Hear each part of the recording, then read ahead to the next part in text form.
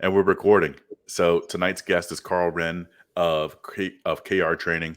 Karl, thank you so much for being here tonight. Well, thank you for having me. It's been a while since I've been on a podcast, so it's good to get back into it.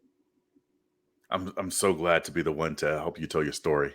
I it's just I've been an admirer for a while. I've read your blog. The blog is fantastic. You have this awesome column about, beyond the 1%, about how many people, particularly like specifically in the state of Texas, using that as an example.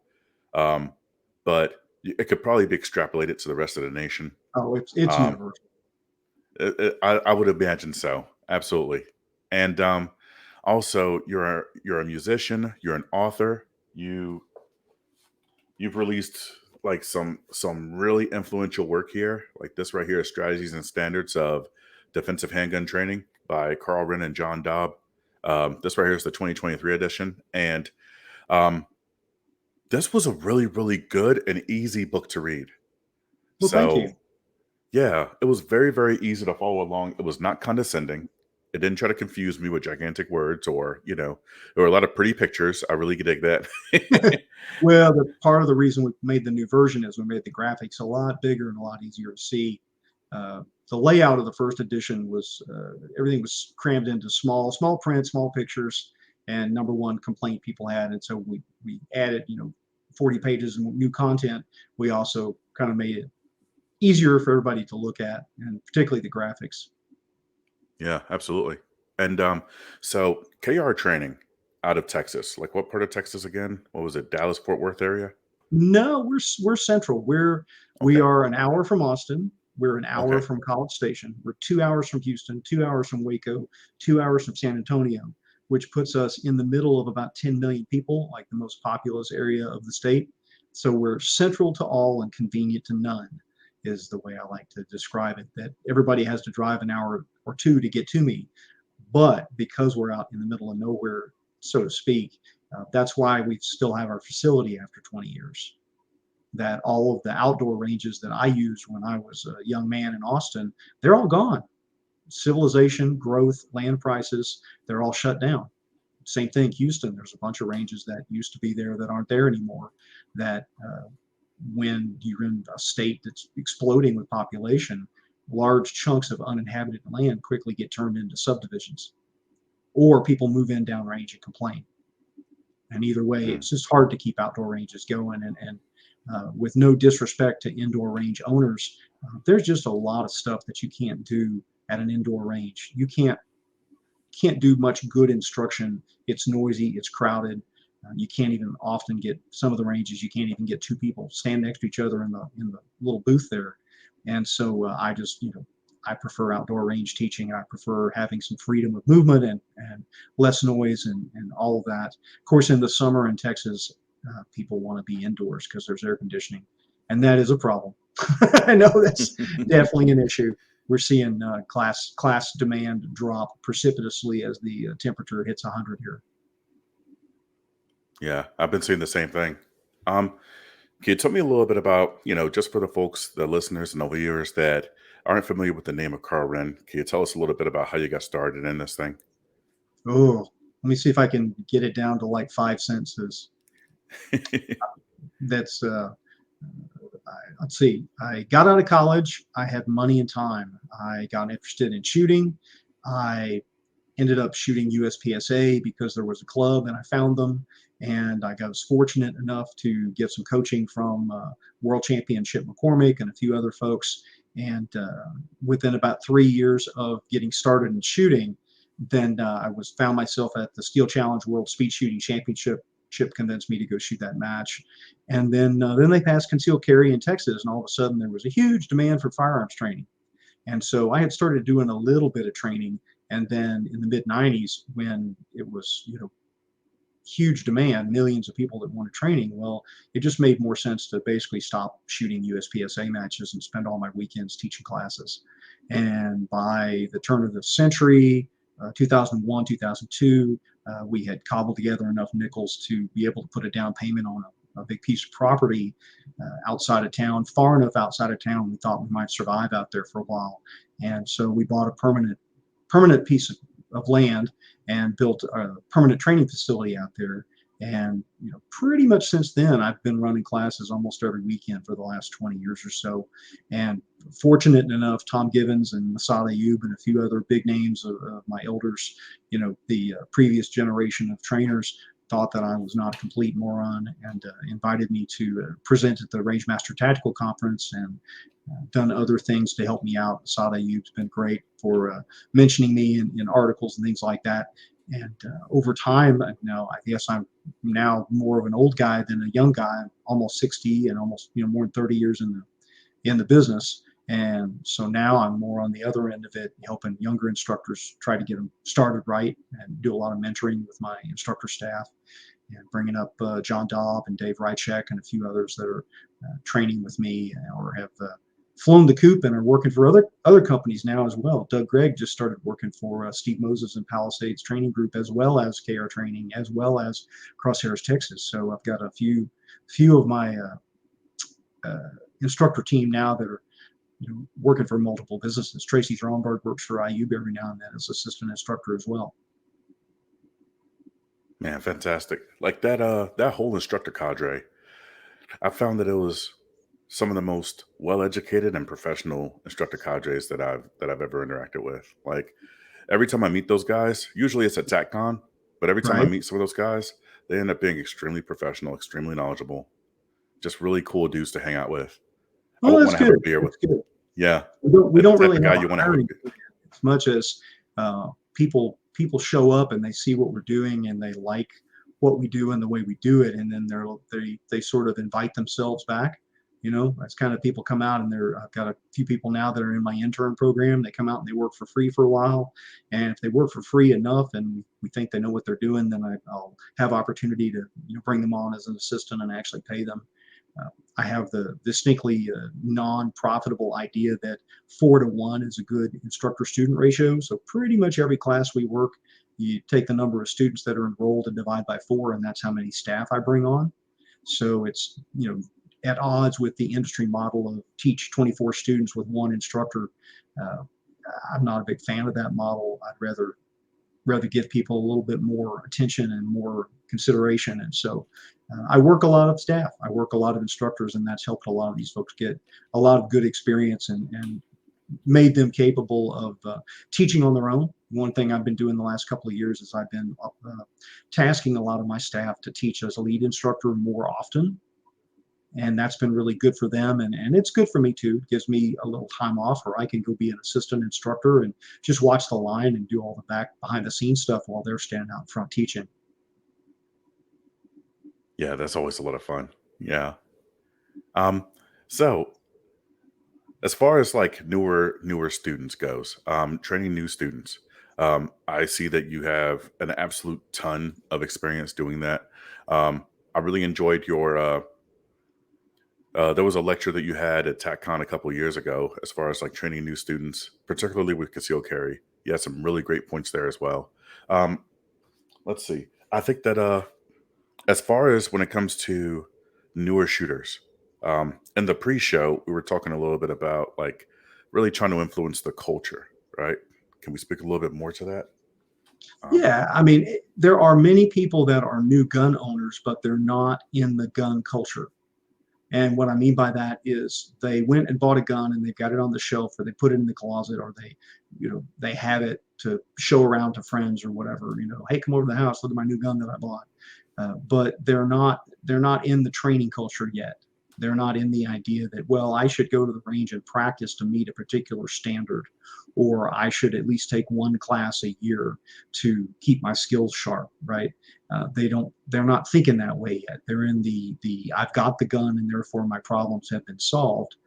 And I'm always trying to get a few more people over into the mode of, you don't have to be an obsessive. You don't have to be the guy that goes to the range five days a week, but if you just go occasionally and you go with a plan, that's really, the end result that I want to see the new people and the old people that have guns. They need to have, and that's why the whole section in the book there about minimum competency. It should be what standard am I trying to achieve? And you should go every year and make yourself shoot a test that you think is appropriate for I'm ready to defend myself. And that may, there's all kinds of tests that are out there, and you can pick something as simple as a 5 round drill at 5 yards into 5 inches, right? Short tests, I think, are easier for people because then they can practice. But that whole concept of what is a minimum level of competency, uh, sadly, the mandatory training for state carry permits ruined that because it convinced people that NRA basic pistol or the low standards, whatever their state created, somehow that became the minimum. And we know beyond a shadow of a doubt from studying real incidents that none of the state carry permit requirements align with what truly an acceptable minimum is. And so, that's kind of the gospel I keep preaching. That's why we revised the book. There's a lot of new information in the book about minimum competency. John Dobb, one of my assistants, wrote a whole big section, has written his version of what he thinks minimum competency is, which is less complicated than our 3 seconds or less test. So it's an even simpler, lower level of competence for those that aren't ready to do the 3 seconds or less material. Minimum competency is just 2 hands on the gun and fewer skills and slightly more time for all the exercises. Yeah, that's really intriguing. I kind of want to see. I know it sounds weird, but I kind of want to see how I do on it. Oh, So you'll do fine. I mean, the minimum yeah, competency test is if it's like a 2.5 second draw. It's not high speed. It's not turbo pin kind of stuff, and the accuracy is it's our little KRT2 target, which means it has like a 6x8 box for the body and like a 5 inch circle for the head. So it's not again, it's not Instagram show off kind of stuff. It's you know anybody that has a gun should be able to do this. yeah, And that's yeah. not as That's sexy for getting Instagram followers and people being impressed with it, how quick you can slick the gun out and all that stuff. But I've done all that stuff when I was younger. I am a 5 division grandmaster in USPSA. I don't shoot like that now, old age and lack of practice. But uh, I still shoot decent low master scores when I shoot USPSA matches. And there's just only so many hours in the day, and I either have to run the business or spend all my time practicing. And at some point, you know, there's just too many other priorities. You have to sort of reach that goal for yourself, like everybody else, right? I'm at the same level all these other people are as well. I only have this amount of time to spend on it. How good do I need to be? And I've sort of adopted the Greg Ellifritz philosophy to say, look, I'm 80%. I got an 80% skill level, and that's sufficient. And I should spend my training time on medical or decision making or something else. yeah. I definitely agree. Absolutely agree. So um, I'm in kind of in a conundrum myself as far as like reaching out to newer students and getting them to a lower level of minimum competency. Um, One thing that was really interesting in the book and also on your blog at blog.krtraining.com, and also, I think it gets touted a lot as well. The 1% um, quote that a lot of people, spout out. Right. Um, Basically, correct me if I'm wrong, but what you found is that as far as like people in Texas, citizens of Texas that are licensed to carry, they call it an LTC. Yeah. Um, in the time span that you studied it, there were about 30,000 licensed to carry owners that actually did any kind of follow on past what was the state minimum for concealed carry. And you compare that to what 3.2 million gun owners that were Right. licensed to carry. And that And s- data is outdated now because now that we have permitless carry, the statistics on how many people are actually carrying or how many could carry, that's dramatically changed, right? The number of people that are gun owners that never bothered to get their carry permit or didn't renew it after they got it the first time, there's probably more like 6, 7, 8 million at least, wow. not counting there's always people that have had guns, in the closet at home that they never leave the house with the gun, but they could. Now they could. Yeah. And So so it's there's a lot of people. Sadly, the number one problem right now we have with guns in Texas is people leaving unsecured guns in vehicles and them getting stolen by criminals. They had over 4,000 guns stolen out of vehicles in Houston last year. My wife's truck got broke into in our driveway recently, and first thing the cop asked when they came to investigate was, "Were there any guns in the vehicle?" I'm like, no, of course not. Guns are all in the house. But that was their first concern because that's the motivation why people are breaking into cars in the middle of the night. And part of that, there's two sides of that, right? There's the people that don't think about the fact that the gun in the glove box needs to be brought inside every day. And then there's the people that think they don't need to carry on body because they have the gun in the glove box. And so the gun in the glove box is sort of this seductive sort of fentanyl poison. It's, you get hooked on the idea, well, I don't need to bring the gun inside, and I don't need to carry it with me. I'm just going to have it with me in the car, and that'll make everything okay. And it doesn't, and it's not. And so that's for new people. They need to hear that message. They need to understand that criminals not going to wait in the parking lot for you to run back to the car, open the glove box, find the gun, rack the slide, because of course you didn't have a round in the chamber, because that would not be safe, right? People think that, and then bring the gun back to the fight. Patiently wait for you to do all that. They don't think through that as a tactic, or they think they'll just grab the gun and stick it down their pants without a holster, and that when they need it, and then they don't realize that that's not good for drawing, and it's not good for carrying, and then they drop their gun in the Walmart parking lot. I guess we shouldn't pick on Walmart as much, but They deserve it. statistically, Walmart parking lots are not a very safe place to be.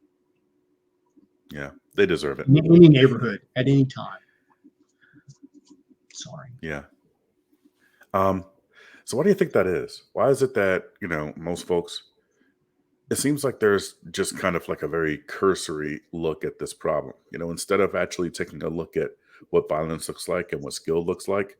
Why is it that people Because it's usually easy to just check stop the at the gun? box.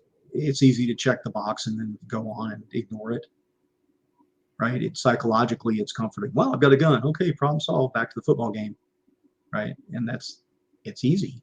It's easy. I use my own lack of enthusiasm for going to the gym as an analog for that. I understand those people because I am that person when it comes to going to the gym, right? All the hardcore fitness guys, oh, I get up at 5 o'clock in the morning and I go lift weights for 2 hours every morning before I get up. I don't, I don't, no, I don't like it. It's not fun. When I do it, I pull muscles and I leave myself where I can't, like, I got work to do. I got things to pick up. I got gear to move. A musician, we load the PA, we load the speakers. You're hauling equipment around, and I'm gonna go do jujitsu. And oh wait, I jammed up my neck and I blown my eardrum. It bent my ear all over. Like, I know guys that have major injuries. And I'm like, yeah, when I was 25, 30 years old, that sounded great. Um, you know, Now that I'm, like I said, getting close to 60, it's like, I don't know that I can. When I break, I don't heal up that quick. And so, there's some of these. There's a reluctance there, and I think for the same thing with people with shooting, they're like, well, they see the negatives, they think about the negatives, they don't see the positives, so the motivation to go and do it. There's tons of positives to going to the gym and lifting weights and getting stronger. And if you get stronger, you don't hurt yourself. You learn how to lift things properly. You don't tear up your back. There are all kinds of great reasons to do it. I could give you all the reasons. I've heard all the reasons. When it still comes down to it, it's like, well, am I going to dry fire? Am I going to play some music? Right? Am I going to play with the dog? Am I going to eat a sandwich? Right? Or am I going to go to the gym? Go to the gym often ends up as the last thing on the list. And I know that that's not necessarily the smartest thing in the world, but that's where the gun people are, right? It's, well, I'm going to dry fire my draw, or, oh, look, this old episode of Seinfeld is on and I haven't seen this one, right? And there has to be some motivation there. Andy Stanford talks about the majority of the gun culture being somewhere between barely trainable to almost self-motivated.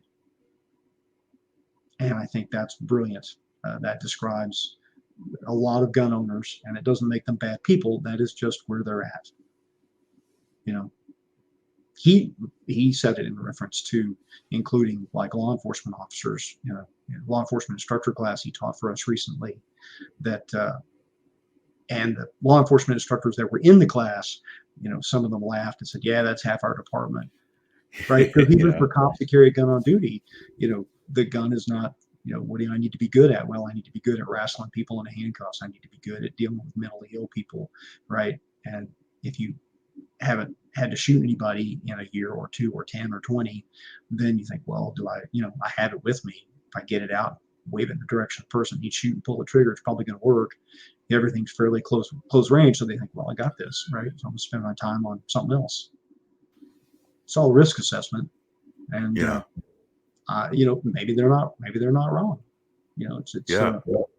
that's kind of the thing is I'm trying to reach those people to say, look, just get to have a standard, get to a standard, try to maintain that standard, and think about it in terms of having a standard that's more than have a gun. And it's a small step, but I mean that's the big step to get people down the road. It's not, well, you need a 1 second draw from concealment. I know a lot of guys push that. That's their marketing thing, whatever. Um, Happy if they have a 2 second draw from concealment. If they practice their draw at all ever, that's great. Let's celebrate. Let's celebrate the small victories. Yeah. Yeah. So I am quickly getting burned out on some of these 1,000 round classes where, like everybody's trying to get like a 2 second bill drill or draw the first shot at sub-second. Right. I think there needs to be a whole lot more of, you know, making good decisions under pressure. And, to quote John Hearn, I think we do too much shooting in shooting classes. I think it needs to be a lot Sure. more, decision making. But that's So unprofitable. I mean, this is true. John can't run 24 people by himself with his little lights and switches and stuff. And it's far more profitable for one traveling trainer to put 24 people on the line at $700 a person, and everybody shoot, stop shooting, go faster, faster, shoot faster, shoot faster. Let's yell, let's yell at the targets. Let's do all this stuff, and it's all good. And people like to shoot, right? Part of this is people like to shoot. I love to shoot. I love to shoot recreationally, right? And it's fun to go do that, and it's not psychologically stressful. It's psychologically stressful if you come to my force on force class and I make you make decisions, in live opponents, and then if you screw up, you have to give simulated statements to simulated law enforcement officers and try to justify your actions. Or why did you shoot that person, right? And that's much harder on the ego, much harder on the soul than, well, I'm just going to stand in this one spot. Claude Warner calls it firing squad practice. Right? Blow the whistle, everybody draws their guns and shoots. Uh, but that reality of the market is that's what sells and what attracts the majority of students. As someone that spent 20 plus years promoting the concept of live action force on force training, you can do it with red guns, assert guns. You don't have to have simunition gear. Um, it's an incredibly hard sell. It's the hardest. Well, Caleb Causey would tell you that medical classes are harder to fill than force on force, and he's probably right.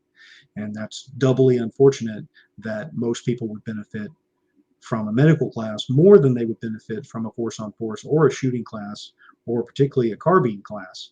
But in order of popularity, it's, carbine classes, most popular, high round count, open carry, battle belt pistol classes next. And then, you get down to the stuff that's really practical, that you might actually use the stuff outside the range. And it's, oh, nobody wants that. Saving up for buy my fifth AR. I'm not going to take a medical class. Are you crazy? I'll just use my belt and that'll solve the problem. Of course it won't, but that's the excuse. Now Yeah. you can see why I'm not popular. This is necessary though. Like, I feel like there's way more people that can be helped with a force on force class. Like I took your force on force class last year. We actually, we got in touch with you and asked you to come up to Memphis, It was and awesome. We had a great time. it was so incredible. Like just, like just the different scenarios that we were able to go through, and not all of them. Yeah, we had a fair amount of, simunitions, and you feel every one of those. But there was a lot that we were really able to do with just blue guns or, Exactly. cool. Yeah. Yeah. So I was actually it was, bragging on one of your classmates in a recent class. We ran the scenario with the baby where it's essentially a no shoot scenario.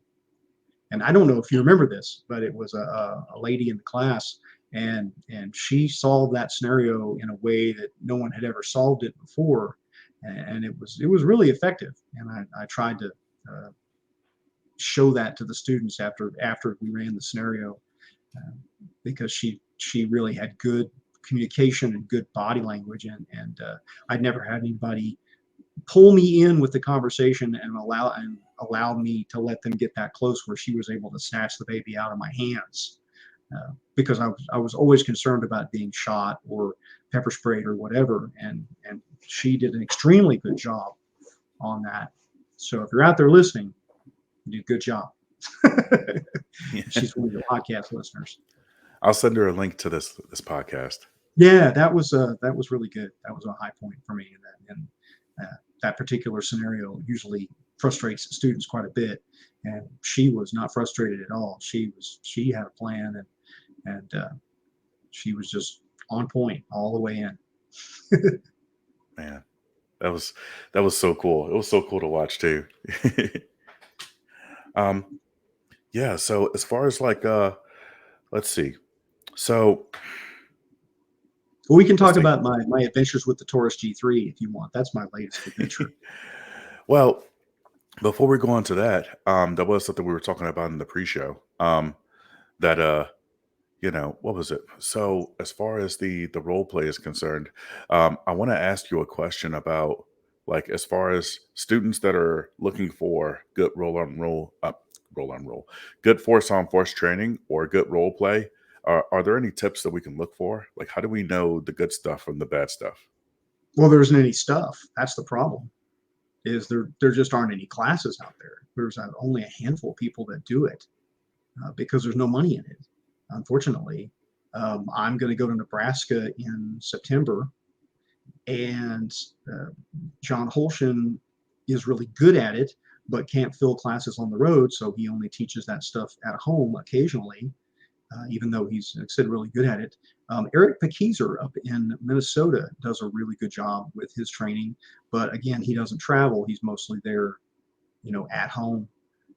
Craig Douglas has classes that have lots of role playing in it. His arm movement instructors, not the ECQC course as much as the arm movement class, or what he and Tom Givens used to do, the establishing a dominance paradigm class. I don't know if that class is going to survive now that William April has passed on, but I mean, Craig and his crew are very good at it. Craig does the experimental learning lab there at Rangemaster every year.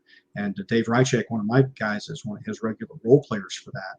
And Tiffany and Akil, with their school, uh, they should be doing more of that kind of training, because obviously anybody that's ever been in a tactical conference with Tiffany knows her role playing skills are significant. And there's people that have the aptitude for it. I think many of them just don't. They're so busy trying to fill live fire classes and carry permit classes that they just don't. They're not ready to stick their neck out, or they think they have to buy $5,000 worth of ammunition gear, and you don't. If you have red guns and SIRT pistols and cool fire trainers and that kind of stuff, um, you can do it. But it's such a totally different skill set than a live fire trainer has. If you're looking for people that are capable of doing it, you need people that are people. They're not gun people. They're people. They have emotional intelligence. They can tell a good story. They need to uh, be able to think on their feet. People that can improvise and stand up in front of an audience with very little prep and fill an hour, or fill up a podcast or whatever. That it's a different skill set, and it's not, you know, I love Tom Givens and his Range Master Instructor program, and it teaches people how to teach people how to shoot, but being good at the mechanics of coaching shooting doesn't necessarily make you good at the other stuff. And the only way to get good at it is you got to just work at it, right? You just have to jump out there and start trying, right? Get some of your friends together and say, hey, we're going to run scenarios. figure out scenarios, and it takes work. It's not a plug and play. There's no, I mean, I give the people that take my instructor class, I give them a whole notebook full of scenarios.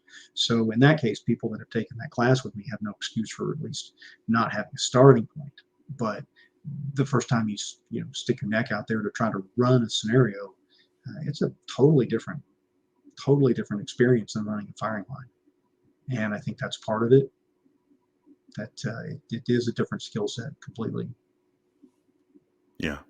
So in terms of asking, you know, if somebody's out there running a class, I would ask them what experience they have attending that kind of training, right, or relevant experience to it, and then I, you know, sometimes I'm not gonna call them out specifically, but I did do a force on force instructor class at a facility on the road earlier this year, and the folks that had been running force on force for that range, it was definitely an eye-opening experience for them. They said they were going to go back and totally rework their program because they hadn't been thinking about it the way that I think about it. But God bless them, they were running force on force classes as part of their program, and they had a great facility for doing it. And I'm confident that they're doing even better at it now. And so they're, you know, anybody that's trying it all, as long as they're doing things safely, you're going to learn from those experiences no matter what. Yeah. Yeah. There's a project there. I'm not giving you homework. There's a I'm not project giving there. But if you're burned out on So, the 1,000 round classes, then yeah, my advice is grab a couple of red guns and some friends and say, hey, we're going to develop 5 scenarios, and we're gonna practice going through them. Or say, you know, what are 5 scenarios that you think beginner level handgun people should be able to handle? You know, you're in your house and somebody's breaking down your back door, pounding on your back door. What do you do? You're in your house and somebody's breaking into your car in the driveway. What do you do? that's a They project. don't I'm they gonna don't write have to that be down. unwinnable ninjas parachuting from the skies scenarios. You know, heck, read the newspaper. Just grab a week's worth of newspaper articles and say, well, here's what people got into. What does that look like? How does that play out? How's the timing work out? Have somebody stick a red gun in a glove box, and you know they're getting into their car in the parking lot, and you walk up and pull your gun on them, right? Say, okay, you got to get that gun out of the glove box and try not to die. Go. That doesn't Yeah. ever work out for them, but uh, you know, it's educational. If you've got people in class that are like, well, I'm just going to keep the gun in my car and everything will be okay. I'm like, okay, here we go. Here's the red gun. Let's go out in the parking lot. Here's my red gun. Here's your red gun. Here's what that's going to look like. And Greg Hamilton from Insights Training once said to me, he said, well, you know, I can tell you 100 times, don't put your hand on the hot stove. You know, if you do it one time, you're going to remember and you're not going to do it again. Right. And to a certain degree, force on force training is kind of like that. Right. It's you can hear all the right words over and over again, but there is nothing that will stick with you like that negative role playing experience, and nothing will stick with you like a positive role playing experience if you get it right. Right, the young lady that you know did the baby scenario and you know won that one. Uh, that confidence, she's going to have that confidence. Say, well, okay, that was a hard scenario. If I can handle that, I can handle this. You know, minor little bit of nothing, you know, some homeless person asking me for $1 on the street. It's like, no, I rescued my own baby. I don't have to go crazy on you. I can use those same skills and get that person away and move on down the street. See, that stuff right there, that's way more valuable than a sub-second draw or 2-second bill drill. I think there needs to be a whole lot more of that out there. Well, and interesting conversation. I don't think I'm giving too much away. I had a long conversation with Michael Bain on the phone this morning. I'm interviewing him for a blog post that's coming up about a book that he helped write in the 80s. But we got sidetracked into talking about current events. And his big concern right now is that people are not training for the current climate, which is if you are surrounded by multiple people that are angry with you and you know and particularly in those areas where you're likely to be prosecuted, even if you just pull a gun. Right? I had a county judge in class last weekend from a Central Texas county adjacent to Austin, and he said his police officers do not pursue suspects across the county line anymore because they are so concerned about getting in trouble with the extremely progressive prosecutor in Austin who might, more likely to find fault with their actions. So they call it in and they don't cross the county line, hand it over to the other, county sheriff or APD or whatever and say, good luck to you. But there's a lot of things they've changed. And he was talking about an event in Austin where there was a gang that was doing donuts in a major intersection and harassing people, walking up to people in their cars, gangs openly carrying guns, walking up to people's vehicles and stuff. And, that's a different problem than a panhandler or an individual carjacker or an individual mugger in a parking lot when you've got 5 people and they already have their guns out in their hands or they have their guns on the sling. And this wasn't a riot. This wasn't I'm not talking about political unrest. This was criminals on the street, not with no political agenda. This was strictly, we're out here on a show of force. We own this block, right? And what that comes down to is you've got to have the skill to really back down and de-escalate and get out of there, and not. It's good to have the 1 second draw because you may need the 1 second draw when everything else doesn't work. But the sort of middle ground of, well, you can puff up and posture and, hey, leave me alone, and be more aggressive verbally and all that. There may be situations where, particularly with number of opponents and the other elements to it, there may be things where the answers that we used to have for situations like that may no longer be viable from a political and legal standpoint. And so I think Michael's right that particularly in urban areas with strongly progressive anti-police, anti-self-defense officials, that things that might make sense in rural Lee County, Texas, are not necessarily going to make sense in downtown Austin anymore. So we're certainly having to adapt some of our discussions with students, conversations. We're having more students have bad interactions with mentally ill and drugged people in downtown urban areas, behaving erratically and not doing unexpected things or being aggressive to the student what appears to be no apparent reason. And they've got to be more wary and a little more paranoid and a little more reactive to more avoidance, I think, more than being quick to violent action.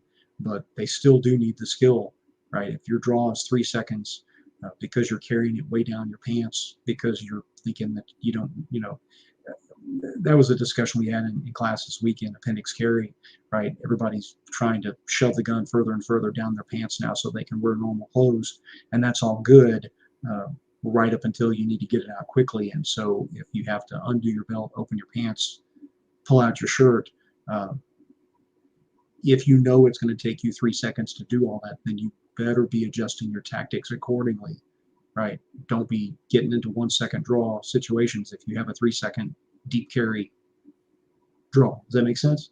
Yeah, that makes a ton of sense. Yeah. And if you're not practicing your deep carry draw to do that, then if all the gun classes you go to are 1,000 round battle belt open carry, my big gun that I love to shoot in my giant open carry holster from my, all that. It's like, well, okay, that's good. You have fun, but that doesn't translate to the SIG 365 carried down below your pants, down in your crotch.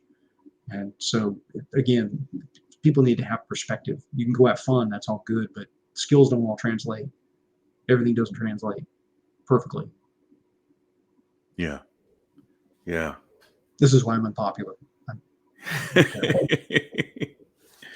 This is great stuff, often in a position seemingly of telling people that, eat your vegetables, basically. Yeah. Yeah. So, man, this is good stuff. That's really thought provoking. And personally, just aside from the podcast, I'm gonna start. It really gets me down the thought process of maybe kind of providing some. I don't know, maybe starting up the conversation of providing some kind of service like that here in Memphis, Tennessee. Um, Well, we'll see where it goes. you can, like we say in the book, you can hide the medicine in the candy, right? You can have, hey, let's go do some fun, live fire. Let's go shoot some drills. Let's shoot some guns, make some noise, put some holes in paper, and do all the fun things. And okay, now we're going to take a break from the fun things, and we're going to spend 20 minutes. We're going to do red gun scenarios, right? And then we'll go back and we'll shoot some more ammo, right? So you don't have to do a standalone shooting class or standalone. I think John Murphy's a real pioneer with that, trying to balance out, hey, we're going to shoot some rounds, now we're going to do tourniquets, now we're going to do medical, now we're going to do practicing, de-escalating or getting away, and being verbally having control of that big knob on where we are on verbal aggression. If you put it all together into an integrated class, I think that's probably the future of this stuff, more so than the standalone. We've certainly been integrating a lot more of that into our curriculum. Yeah, yeah, yeah. That makes a lot of sense. That makes a lot of sense. All right, so that is that's interesting. Um, yeah. I can Before I see the lose, gear, I can see the gears turning. so before I lose my train of thought, and I'm probably going to reach out to you probably in the next couple of like months or weeks and stuff like that to pick your Sure. brain once I get some more questions down. But there is like another topic that we really I would very much like to talk to you about before we get out of here because we're running a little bit low on time. And you've been doing some interesting stuff as far as Taurus is concerned. Like we were talking in the pre-show that you know, Yeah, um, that just I kind of fell into that. So at the tactical conference this year, I taught a historical shooting block, 1920 to 1950. And Caleb Giddings, who's a longtime revolver guy and sort of gun provocateur uh, on the internet, is now the marketing guy for Taurus. And so he has been taking his Taurus revolvers and shooting every drill and everything he can find to basically demonstrate by example that the Taurus guns are better than they used to be, or maybe they were always good and just have a bad reputation, whatever. Anyway, I talked to him, and I went to the NRA show, and one of my complaints with the NRA show was I got to look at all the guns that were on the market, and there is an epidemic of guns that are being produced for concealed carry that are what I call the three-finger frame. So what that means is, if I can hold my hand up, you grip it and your pinky's hanging off the bottom. That you yeah, can't dry fire it, because with the proper grip, you can't practice your draw, because you can't grip the gun the way you would when you shoot it, because you're dependent on putting a pinky shelf magazine in. And there's a shortage of concealed carry guns that are designed with four finger frames. And I talked to a bunch of the gun vendors, and they're like, well, this is what people are buying. Well, people are wrong, you know. Um, and so I talked to Caleb. So what does Taurus have, right? What do you have that's like a Glock 48? And he said, well, the Taurus G3. And it comes in different flavors, right? It's got a 15 round magazine that sit flush, and it is just a little wider than a Glock 48, not as wide or not as big as an M&P, not as big as a Glock 19, but the same barrel length. And he agreed to send me one to play with. And so I've been shooting it. I shot classes with it. I took Andy Stanford's class with it. I've used it as my teaching gun. I shot Range Master's Drill of the Month with it. I've shot all of our class drills, a bunch of the drills from our book. I've shot that. I'm going to shoot a USPSA match with it this week. I'm going to run it a lot. I told him I was going to try to run it 1,000 rounds without cleaning, or I'd run it until it stopped running, started having malfunctions. And I've got about 250 rounds through it right now. And bone stock, haven't modified anything. Factory sights, factory everything. And I mean, honestly, I'm liking the gun. I can get all my fingers on it. It feels good. It has a nice grip. It has a thumb safety that you don't have to use, right? It's an optional thumb safety like the M&P. Gun's safe to carry. It's a striker fired gun. The trigger feels weird compared to everything else on the market, because it's what they call a single double. And it's not a double single. It's intended to be shot. It's intended to feel like a Glock when you're shooting it. But if you pull the trigger and it doesn't go bang the first time, it has a full double action on the second shot. So it'll strike that primer a second time, which, I used to think that didn't matter so much, but in the modern era with the ammo companies, ammo quality and primer quality, I see a lot more light strikes on primers where they don't go bang. And I'm thinking, well, okay, this is not the world's worst feature. I can pull the trigger a second time as opposed to racking the slide, right? And Yeah. and the nice thing about that feature is you can dry fire that gun without racking the slide. That it has about a 6 or 7 pound double action, so you can dry fire this thing. It works like a dry fire magazine. You don't need the company, the dry fire magazine. You don't need their product, right? You can run it without a Huh. magazine, and it goes click, click, click, click, click, click, click, click. But it doesn't feel like it's not like a Sig or a Beretta double action. When they say double action, it's not. It's not like that. It's different. And people that want a staccato that has a no take up and a glass rod brake and a 2 pound trigger pull, no, they're not gonna like this gun. It has a ridiculous amount of take up, and when the shot breaks, it's about, to me, the one they sent me. Hopefully, it wasn't cherry picked. I don't think it was. It has about a 4.5, 5 pound trigger pull, and it's fine. The brake is fine. It's actually a little nicer brake than the Glock has, I think. Um, and it's fine. I shoot it good. I can shoot any drill I can shoot with my Glock 48. I know what all our drills that we run in our classes. I know what my performance level is on that, and I've been able to shoot the G3 as good as I shoot the Glock 48. And we'll see how it runs on match day. I've been wearing it while I mow the grass. So I put it on, drive the riding lawnmower around for an hour and get grass and dust and stuff on it, and uh, take sweat on it, and go shoot it and drop the magazines in the dirt. Treat it like all my other guns. You know, Guys that are into safe cleans, hold your ears. I'm sorry, I'm hard on my guns. I use them a lot, so I'm using it. I'm I'm shooting demos in classes with it, and I'm gonna run it, and we'll see. Taurus has had a knock on reliability and accuracy. I shot a 1 inch group with it at 15 yards the other day. I used Atlanta Arms makes this really high end elite match grade ammo. They claim you can get an inch at 50 yards out of their ammo out of some guns. Uh, I was happy with an inch at 15 out of the Taurus. I was like, I'll carry this. This is fine. You know, there weren't any flyers. I did my job, aimed the gun, and I was from a bench rest. I did it just like, set it up the same way I zero my red dot guns. I put it in one of those MTM pistol perch things, rest it on there and shoot as good as I could shoot. I wanted to see what the gun could do mechanically without me messing things up. And I mean, an inch at 15 yards, and that's fine. I'm not looking for anything better than that. That's pretty respectable. Yeah. I like Atlanta Arms. Um, I'm gonna be taking a look at Taurus. It's they make one now that's optics ready that'll accept a wide variety of optics, and I guess they have an ample supply of the non-optics G3s because I've seen them online, new in the box, $200. So I would say if you're a gateway instructor and you need a loaner gun and you want a cheap loaner gun, or you want an example of an inexpensive gun that a person not ready to spend $500 on a Glock or an M&P or a SIG, whatever, right?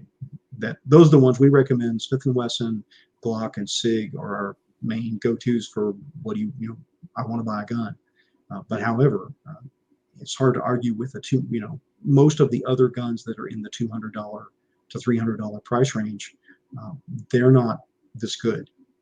So at that price point, um, I think maybe there's a case to be made. Well, talk to me in 750 rounds. Let's see how it goes. But I mean, if the gun runs 500 rounds without being clean, that's plenty good for the average person because they're not going to run the gun 500 rounds without cleaning it. Yeah. Yeah. And if I run it 1,000 rounds without cleaning it, well, that's as good as I get out of all my other guns. And so and I literally I'm picking rounds up. Like we'll run a class, and people will occasionally jack live rounds out of their guns and they end up in the brass bucket. I'm shooting those. Like I'll fish those out. I'll fish the live rounds out of the brass bucket and stick them in a magazine and say, okay, Taurus, here you go. Good luck. And it runs if they're running. Right on. So I think it's, we'll see. I wasn't, had no expectations. I had no particular plan other than I'm going to treat it the way I treat all my other guns and see what I can do with it. And if it didn't perform, well, I'd be telling you. But it's, uh, you know, is it going to replace your $2,000 Staccato? No. But is it as good as a police trade-in Glock? Is it as good as a Smith and Wesson, SD series or the old Sigmas or a Ruger P95 or whatever? Yeah, I think so. I think probably so. That is very intriguing. I'm gonna be looking at Taurus now. Huh. Yeah, I don't So know. Like I said, it's I didn't plan to do any of it. It was just kind of, Caleb was there. We were talking. He was shooting good with his Taurus, and uh, I came back from that NRA show and I was so disgusted with all the companies, everything that was available for people with small hands and short fingers were these 3-finger, things. I'm like, why don't you make one with a frame that's longer? Some of them do. Springfield Hellcat Pro is in that category. Glock 48 is in that category, and they're selling a ton of Glock 48s and 43Xs. So I think there's a market. I'm just not sure that as I asked one of the mentors, I said, so do you ever talk to people that actually teach carrier level people? Do you ever talk to anybody except your distributors and your biggest gun sellers? Do you ever talk to the actual end users? Like, no. It's all about sales numbers. It's not about making the right equipment what people actually need. It's just we're just going to make whatever the market tells us that it wants, which I get. This is why I'm not famous as a musician, right? play the music I like, which is rarely, what the 14-year-old pop market is going to buy. man. So before we get out of here, how can we listen to your music? Do you post stuff on Go to YouTube or do YouTube. you Yeah, I'm all over YouTube. Just right type, on? look at my name right there, spell it right, put it in YouTube. I've got hundreds of videos from studio projects with computer animated video, instrumental jazz things to lots and lots of live recordings with everything from solo to duo to 14-piece rock band with a horn section and backup singers, all the different groups that I play with. Um, you know, a lot of them are. We got some of the big bands. We've got quite a few really fancy videos with 4 video camera shoots and multi-track audio and all that stuff. But it's I don't have any original music coming out anytime soon. Been going back through my back catalog and remastering and kind of trying to just kind of do an archival thing to put out all of the original stuff that I've written and recorded that needs to be out there. I've got multiple CDs on Amazon.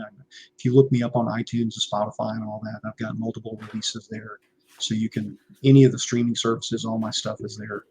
So you can find it, you can listen to it for free in your favorite music app or whatever. Kind of goes all over the place. I went through 80s and 90s, I was all instrumental jazz, had like the fusion period, and then I went through the new age period, and then the last thing I released was more of a traditional, like a blues record with vocals and with a real band and real instruments and all that. So there's my electric period, my acoustic period, and then kind of my Texas blues period with the original stuff. Which again is career suicide, that you're supposed to pick one tiny little lane and stay in it. And I didn't do that either. So I've never been good at that. Here we are. But it's out there, and I'm happy for people to listen to it. Most of the music I play live is all covers, lots of cover tunes, making people happy, playing party music and social events, playing songs people know in a way that hopefully they like it, and that's enjoyable too. That sounds awesome. Yeah, go listen to his music. Yeah. Um, if we have questions or if we want to reach out to you, what are the best places to go to? How do we get a hold of you? KR Training Facebook page is probably the fastest. KR Training Instagram, KR Training Facebook, krtraining.com. You can send me a message there. If you want to buy a signed copy of the book, go to krtraining.com for $20. You get a print copy autographed by both authors. You can pay Amazon $20 and get a print copy that's not autographed, or you can pay me $20 and I make a little bit more money by selling you direct. And so you get the autographs, which probably aren't worth anything, but someday they might be. You never know. You never know. I don't know. I like the autographed I copies. collect signed print copies of books written by firearms trainers. Uh, in a world where everybody's gone ebook, I love ebooks and I have thousands of ebooks in my Kindle. But I do like, for the firearms training books, there's no substitute for having a copy signed by the guy that wrote it. You know, particularly if you take a class from them and really feel like you got something. And I have a few books that I didn't train with the guys, but I've got a Bill Jordan signed copy and a few other things that I didn't get to train with those guys, but I did track down signed copies of their books owned by people that valued them, who either passed on or decided to sell their collection. I think autographs like that are truly special. I think they're So fun. I make Ben Steger autograph all the books. He writes a book a year. It seems like every time he comes in for training, I make him sign a book. And he goes, "Who cares about these signed books?" I said, "I do. Just sign it." I do the same thing with the side of you. I'll bring in all my books and have them sign it. Oh yeah, yeah. Um, I'll tell you a story about that, probably offline. All righty. Yeah. So look, we're just about out of time. Carl, I just want to say thank you so much Well, for doing me the honor thank and you the for having pleasure. me. And I'm This sure I was will see you again at an Range Master event, or a NRA meeting, or tactical conference, all that stuff. Tom's already got me signed up to teach again in 2024, which will be, I don't know how many years, 22 times or something I've taught at TACCon. And thank you, Tom, for letting me teach every year. You're very kind, and I've really enjoyed my TACCon time. Not everybody gets to teach every year, and somehow he's kept me on the list and let me teach pretty much every year. So thank you, Tom and Lynn, for all of that, if you're watching. I'll be there next year. So Good. I can't wait to see you. Cool. All righty. Well, folks, if you're listening or if you're watching, I just want to tell you from the bottom of my heart, thank you so much for spending your time with us. You could have spent your time doing anything, but you're spending it with us. And I just wanted to let you know how much we really appreciate it. Um, thank you. Carl, thanks so much for coming on. Thank you, doing me the pleasure. And folks, welcome to Memphis.